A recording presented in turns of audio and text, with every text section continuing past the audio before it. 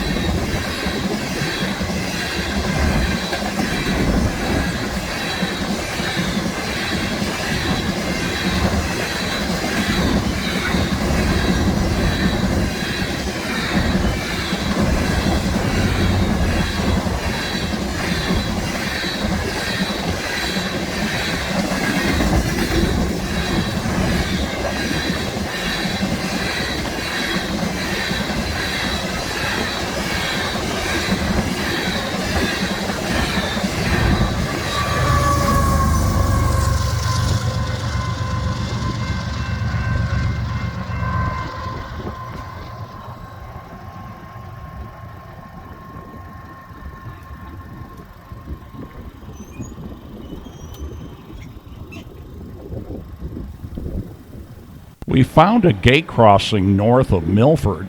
We think it's for the Easter Seals camp, but the camp looks abandoned from Google Earth. But look at this. I mean, what the hell? Why is there even a crossing? Not that I'm complaining, but anyhow, got a really nice horn show.